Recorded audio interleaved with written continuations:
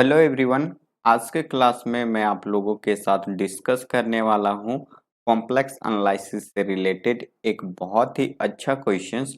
और ये questions CSIR net दिसंबर 2024 के पेपर में पूछा गया था। और ये जो क्वेश्चंस दिया गया था वो पार्ट बी में दिया गया था।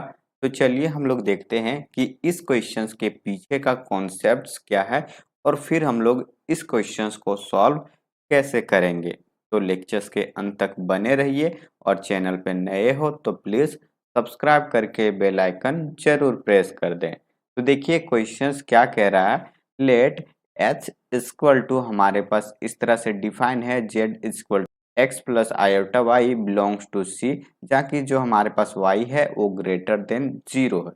एंड हमारे पास फंक्शंस क्या डिफाइन है f such that h to c में ये क्या है, एक नॉन कांस्टेंट होलोमॉर्फिक फंक्शंस जो सेटिस्फाई कर रहा है क्या, इस कंडीशंस को। For all value of z belongs to c then which of the following statement is true. तो समझिए ये क्वेश्चंस बोल क्या रहा है, हम लोग सबसे पहले यही देखेंगे।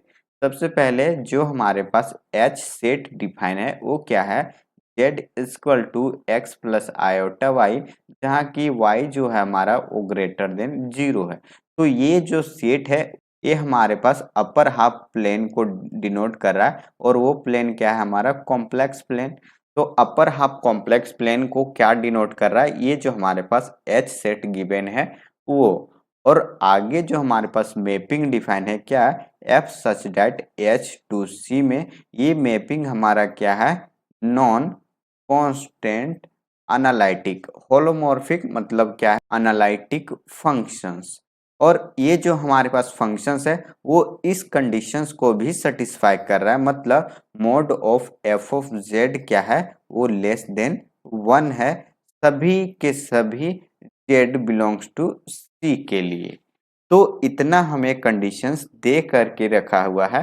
अब ऑप्शंस की बात करते हैं तो ऑप्शंस में क्या है कि जो हमारे पास फंक्शंस f डिफाइन है इस फंक्शंस की डेरिवेटिव पे बात किया हुआ है। तो देखिए f डैश आयोटा y क्या है, limit y approaches to zero करने पे क्या वो जीरो दे रहा है वैल्यू, या सेकेंड ऑप्शंस में क्या है कि जो f डैश आयोटा y है अगर हम लोग इसमें लिमिट ऑपरेट करें y अप्रोचेस टू इन्फिनिटी तो इसका वैल्यू क्या एब्सोल्युटली मतलब मॉडुलस 1 होगा। सिमिलरली थर्ड में देखिए जो हमारे पास f डैश आयोटा y है y अप्रोचेस टू इन्फिनिटी करने पे क्या इसका वैल्यू हमें इन्फिनिटी मिलता है। सिमिलरली जो लास्ट ऑप्शन है वो यही है कि f डैश आयोटा y है उसमें अगर limit y approaches to infinity करते हैं तो क्या वो रियल नंबर नहीं देता है। तो सबसे पहले हम लोग जब कॉम्प्लेक्स एनालिसिस में बाइलिनियर ट्रांसफॉर्मेशंस पढ़ते हैं तो उस केस में हमारे पास एक क्या होता है, मैपिंग होता है। और वो मैपिंग में हम लोग क्या पढ़ते हैं, वहां हम लोग एक थ्योरम पढ़ते हैं कि अगर हमारे पास क्या हो जाए कोई पॉइंट जेड नोट जो है वो कहाँ से आ रहा है, अपर हाफ प्लेन से आ रहा है। और हम लोग क्या कर रहे हैं, फंक्शंस डिफाइन कर रहे हैं f such that h to c में, मतलब ये जो पॉइंट h है अपर हाफ प्लेन से आ रहा है वो पूरे के पूरे कॉम्प्लेक्स प्लेन पे मैप कर जा रहा है। तो उस केस में जो हमारा फंक्शंस होता है वो फंक्शंस कुछ इस तरह से डिफाइन होता है। फंक्शंस क्या है, f of z equal to E to the power iota alpha, और यहाँ क्या आता है z minus Z not divided by z minus Z not conjugate, ये हमारा फंक्शंस है। अब आप ये फंक्शंस को देख सकते हो कि ये जो है हमारे पास फंक्शंस, ये फंक्शंस आखिर है क्या। तो ये जो हमारे पास फंक्शंस है ये एक ट्रांसफॉर्मेशंस है और ये ट्रांसफॉर्मेशंस क्या होता है, पूरे के पूरे कॉम्प्लेक्स प्लेन के ऊपर मैप करता है।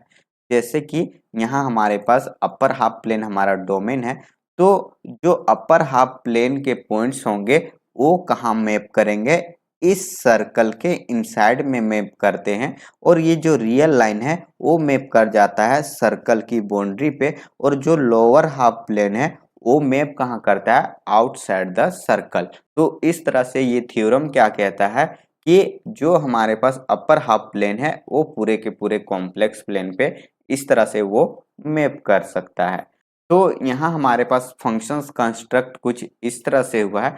अब इस फंक्शंस को क्या कर देते हैं हम लोग, डेरिवेटिव कर देते हैं वन टाइम्स। तो देखिए ये क्या हो जाएगा, F dash Z equal to E to the power iota alpha, और डिनोमिनेटर्स में क्या आ जाएगा, Z minus Z not conjugate का ए स्क्वायर आएगा, और यहाँ क्या हो जाएगा, Z minus Z not conjugate into, इसको डेरिवेटिव कर देंगे जेड के रिस्पेक्ट में, तो यहाँ वैल्यू 1 आएगा, माइनस ये क्या हो जाएगा, जेड माइनस जेड नॉट, और इसको डेरिवेटिव करेंगे तो ये हमारे पास 1 देगा।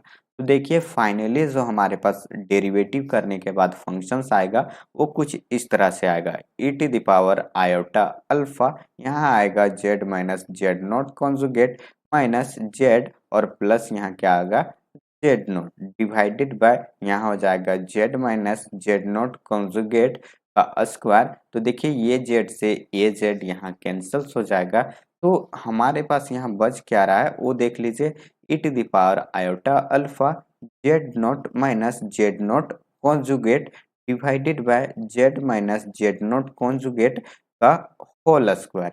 ये हमारे पास क्या आ रहा है, एफ डैश जेड का वैल्यू।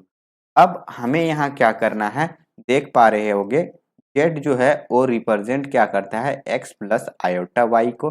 तो यहाँ हमें जरूरत है आयोटा वाई को, तो यहाँ हमें क्या करना पड़ेगा, एक्स इक्वल टू 0 रखना पड़ेगा। तो यहाँ से जेड इक्वल टू क्या हो जाएगा, आयोटा वाई। तो हम लोग जेड को रिप्लेस किससे कर देंगे, यहाँ हम लोग आयोटा वाई से रिप्लेस करेंगे। तो देखिए ये हो जाएगा F dash iota Y equal to E to the power iota alpha Z not minus Z not का कॉन्जुगेट डिवाइडेड बाय यहाँ iota Y minus Z not conjugate का स्क्वायर। तो ये हमारे पास क्या आ रहा है, एफ डैश आयोटा वाई का वैल्यू।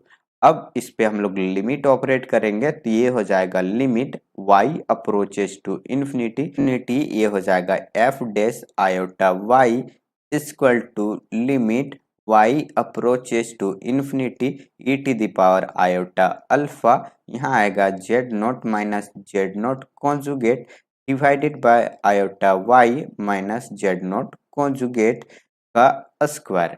अब यहाँ से आप एक चीज देख पा रहे होंगे कि क्या है हमारे पास, ये जो वैल्यू है उसपे अगर हम लोग y अप्रोचेस टू इन्फिनिटी करते हैं तो ये पूरा टर्म हमारा कहाँ जाएगा, इन्फिनिटी की ओर। और 1 upon infinity it means that जो ये हमारे पास पूरा फंक्शंस है वो चला जाएगा 0 पे, मतलब एफ डैश आयोटा वाई जो होगा इस पे अगर limit y approaches to infinity करते हैं तो ये वैल्यू क्या देगा, हमें 0 देगा। तो यहाँ से आप देख सकते हो कि जो हमारे पास ऑप्शंस में गिवन है वो क्या क्या है। तो देखिए सेकेंड ऑप्शंस क्या कह रहा है, limit y approaches to infinity, ये हो जाएगा F dash iota y is a complex number with absolute value 1। But आप देख पा रहे होंगे अगर 0 पे मोड लगाते हैं तो इसका वैल्यू क्या आता है, हमें 0 ही मिलेगा। तो ये 1 नहीं दे रहा है, इट मीन्स डेट ये ऑप्शन हमारा क्या हो जाएगा, इनकरेक्ट हो जाएगा। सिमिलरली थर्ड ऑप्शंस को देखिए, यहाँ हमारे पास क्या आएगा, limit y approaches to infinity करने पे एफ डैश आयोटा y का वैल्यू हमें 0 मिल रहा है, बट यहाँ इन्फिनिटी गिवन है तो ये भी ऑप्शंस डिस्कार्ड हो जाएगा। तो इसी तरह से आप फोर्थ ऑप्शंस भी देखिए, यहाँ बोल रहा है कि एफ डैश जो है हमारे पास वो एक रियल नंबर नहीं है, लेकिन वैल्यू हमें क्या मिल रहा है, 0 मिल रहा है। तो ये भी ऑप्शन हमारा क्या हो जाएगा, डिस्कार्ड हो जाएगा। तो हमारे पास बच क्या रहा है, हमारे पास एक ऑप्शन बच रहा है और वो क्या है, फर्स्ट ऑप्शन।